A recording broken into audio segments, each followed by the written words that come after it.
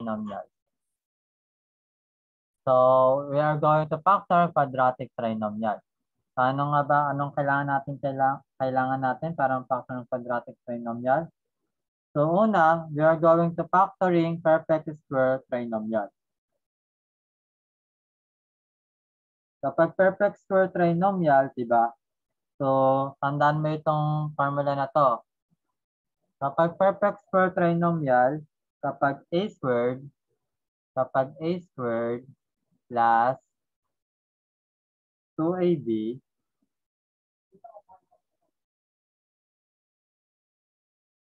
plus b squared equal siya sa a plus b squared. Ngayon, kapag na may minus, a squared minus 2ab plus b squared equal naman siya sa a minus b squared. Okay? So, tandaan mo yan. I-take note mo yan sa iyong notebook.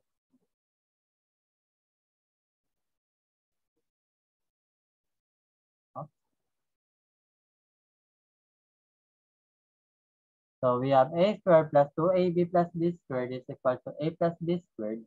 Or di kaya a minus 2ab plus b squared is equal to ab squared. So, for example, meron tayong factor na x squared plus 6x plus 6x plus 9. So, ito sa mga perfect square to ha. Sa mga perfect square trinomials. Pwede lang natin gamitin to sa perfect square trinomials. Sulat ko nga. Factoring perfect square trinomials. Okay, perfect square trinomials, factoring perfect square trinomials. So, x squared plus 6x plus 9. So, una natin gagawin, di ba? The first and last term are perfect square. So, nakita mo to, ito katulad siya nitong ating a squared plus 2ab plus b squared is equal to a plus b squared. So, dito, kapag nakita tayo ng x squared plus 6x,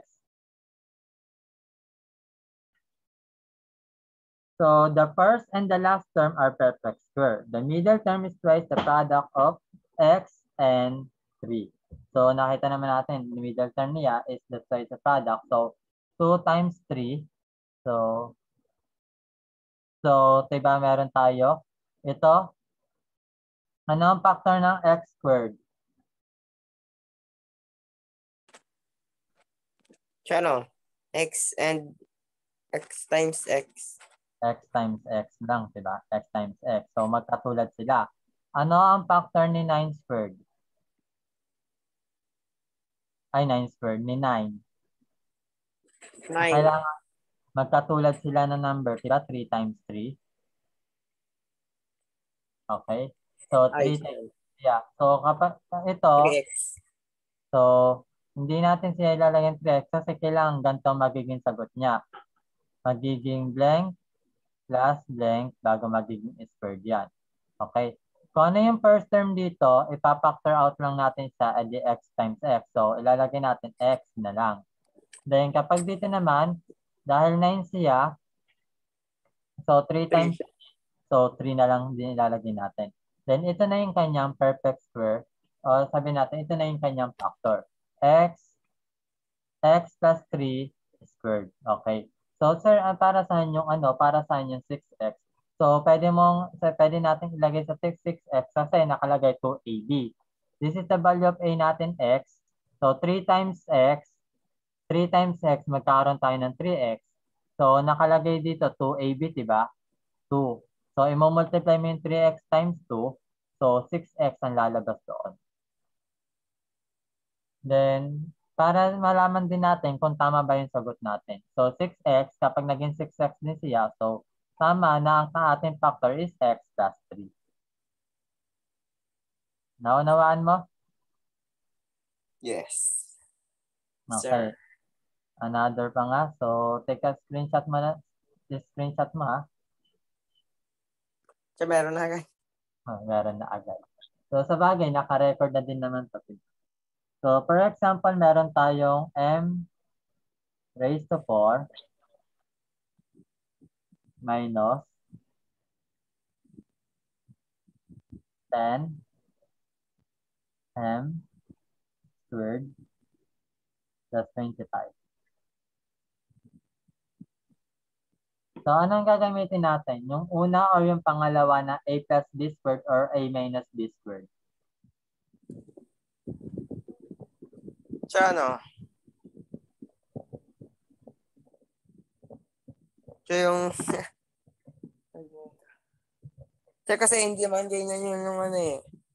Yung kanin. So, tingnan mo yung sign. Diba? Minus, then naging plus.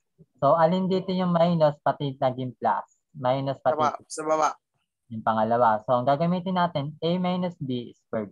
So, go it ka na, then blank minus blank, then squared. So, ano ang first term natin? M raised to 4. Ano ang factor ni Tatlong M. tatlong M M? times M times M times M. So, kasi kailangan dalawa lang yung factor na hinahanap natin. Dalawang factor. Ano ang factor ni M raised to 4 na magkatulad sila? M raised to 2 times M raised to 2. Okay. Kasi perfect. Pwede pala yun. Oo. Diba M squared times M squared. Anong ginagawa natin sa exponent? Pinag-Laplace lang natin. Nagiging M raised to 4 siya. Okay? Kapag pinag-multiply natin M squared times M squared, that is M raised to 4. So, parehas silang, di parehas na silang M squared, di ba? So, M squared na yung ilalagay natin dito. Okay? Dahil parehas silang M squared. Okay? Then, dito naman sa 25, yung last term natin. Ano ang factor ni 25? 5 times 5. Okay, so magkatulad sila, di ba? So, kapag magkatulad sila, 5 times 5, so perfect square siya, ibig sabihin. So, m minus 5 squared ang sagot natin dito. So, nakuha mo? So, yes. m minus 5. Ngayon, kapag pinag-multiply mo to, m times m squared, diba? 5 times m squared, 5m squared. Then, times 2, that is 10, negative 5 to eh. So, negative 10 na magiging sagot natin. Negative m squared. So, which is katulad siya ng ating middle term. Okay? So, pero yung factor lang naman ating tinitingnan. So, ang magiging sagot natin is m squared minus 5 squared. Okay? So, ito na yung ating sagot. Yes. Then, the last one. Last example. We have 25m squared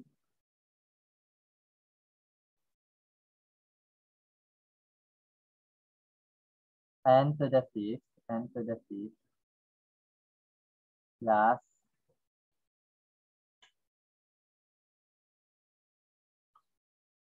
kapag nakita naman natin na perfect square trinomial sila, kahit hindi na natin tingnan yung middle term natin, pero importante pa rin tinitingnan yun. Pero kung alam mo na naman na perfect square trinomial sila, pwedeng hindi na natin tingnan yun. Okay? So, ano ang gagamitin natin? Yung a plus b squared or a minus b squared? A plus 3 squared. Okay. A plus b squared. So, plus yung ating gagamitin, diba? So, ano ang first term natin? Ano ang factor ni first term natin? Ano ang factor ni 25? 5 times 5. 5 times 5.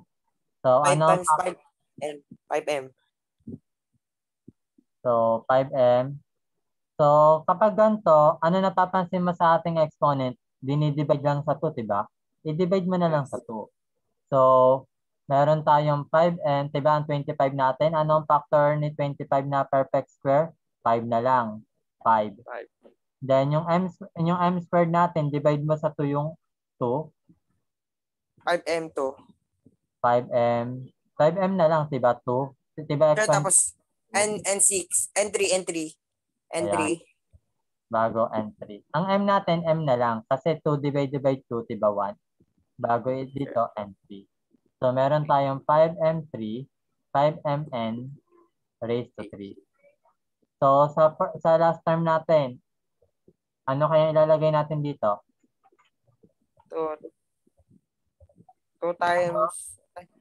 Ano ang perfect square ng 4? Factor pala ng 4.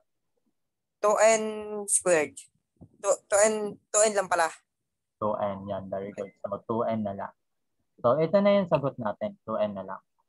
Yan, 5MN cubed plus 2N raised to 2R squared. Okay? So, naunawaan mo? Yes. Yes. So, try mo nga sagutan tong dalawang to.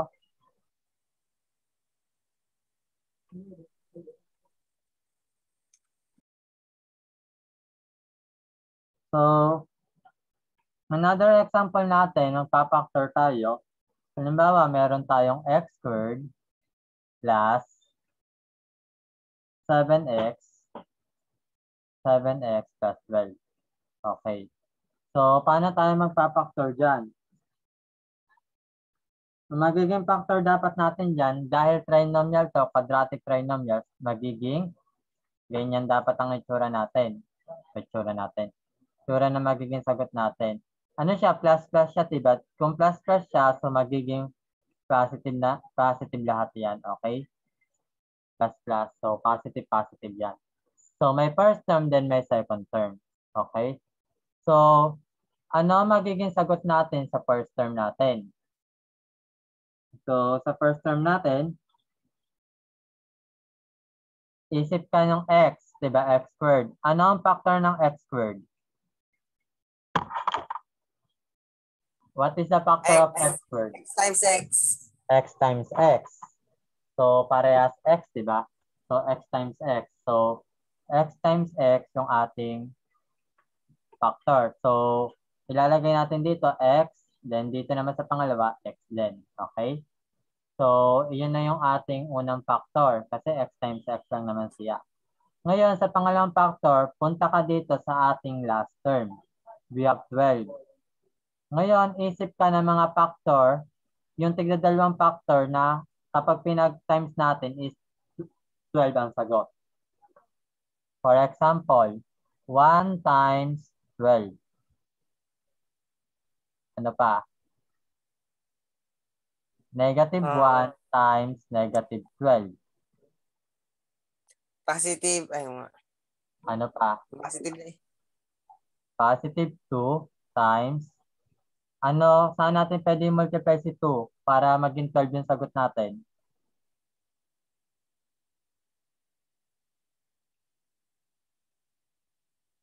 Five. 2 times 5, 12.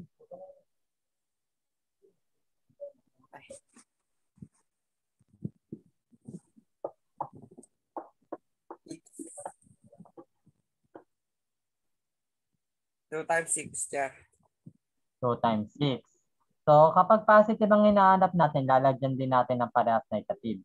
Isang positive 2 times 6, then isang negative 2 times negative 6. Okay? Para maging tama yung sagot natin. Then, ano pa yung factor ni 12?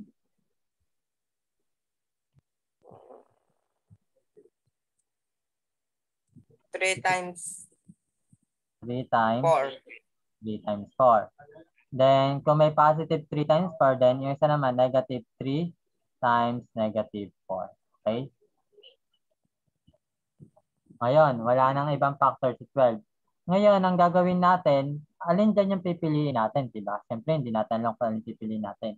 Ngayon, ipag-plus natin sila. So, ipag-plus natin nga sila. So, 1 plus 12, 13. Negative 1 plus negative 12, negative 13. Negative 2 plus 6, 8. Then negative 2 plus negative 6, negative 8. Then 3 times 4, 3 plus 4, 7. Ito naman, negative 7, diba? So, tingnan mo yung middle term natin. Anong number yung middle term natin? 7. 7. Alin dito, yung mga factor na pag pinag-plus natin is 7?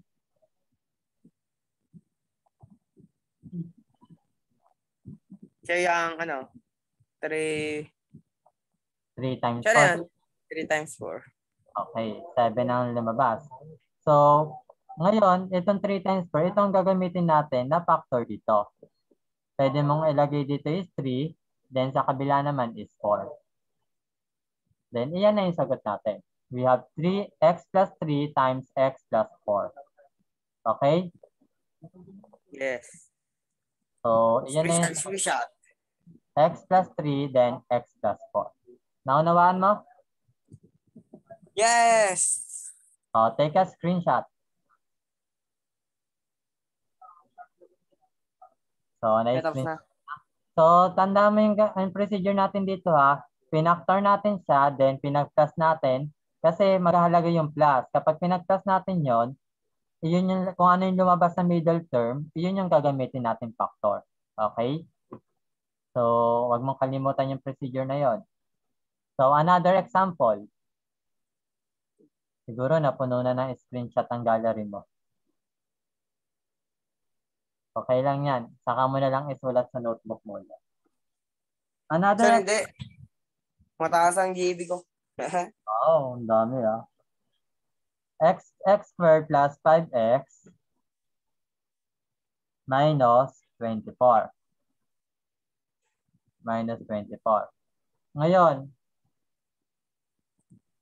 i-ano ulit natin siya. X. So, x Ay, squared. wala. Ano ang factor ni x squared? X times X X times. times X. So, sulat na natin agad dito, x times x, di ba? Ngayon, kulang pa ng mga ano, di ba? Kung anong sign, then kung anong isa pang factor. Kuhanin natin si negative 24. Ngayon, isip ka ng mga factor na ang sagot is negative, mga factor ni negative 24. For example, negative 1 times positive 24. Kapag negative ang nasa unahan, isang negative din, isang positive. Then, positive 1 times negative 24. Mag-isip ka pa. Ano,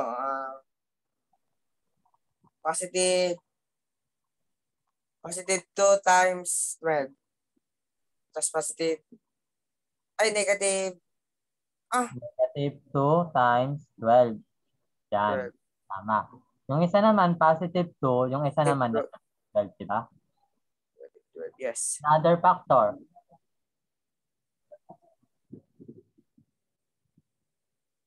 Uh, 2, 4.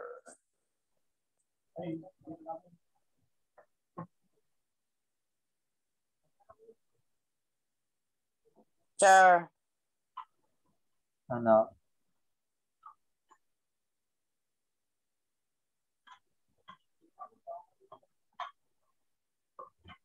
Char 12 times 12. Negative 12 times 12. Negative 12 times 12 is hindi na 20 parang sagot noon. Factor na 20 parang sagot. Sa 3, saan natin pwede multiply si 3 para maging 20 parang sagot? 8. 8 times 8. Negative 8, diba? Yung isa naman, negative 3 times positive 8. So, saan pa pwede? Pwede ba sa 7? Bawal. Pwede ba sa 4? Sa 4. Pwede yan sa 4. Kanina natin pwede multiply si 4.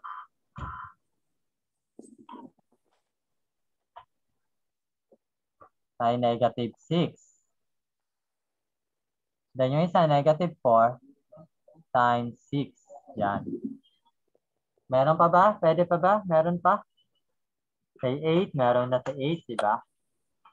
Wala na. Na. Then pagkasin na natin. Negative 1 plus 24. Ano?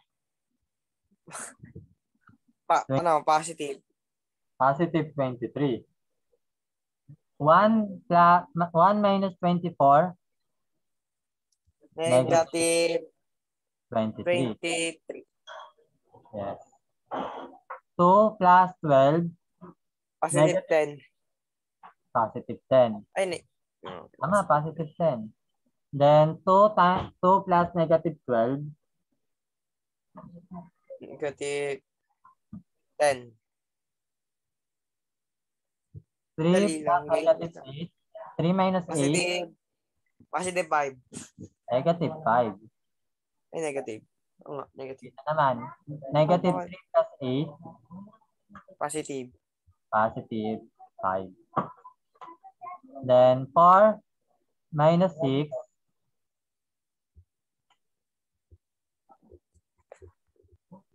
No. Negative 2. then negative 4 plus 6, Positive 2. positive 2. So, alin dyan ang factor na kakapitin natin?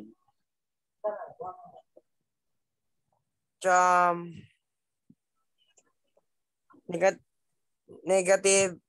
Ay, positive 23 tsaka negative 23. 23? Nasaan ang 23? Ito?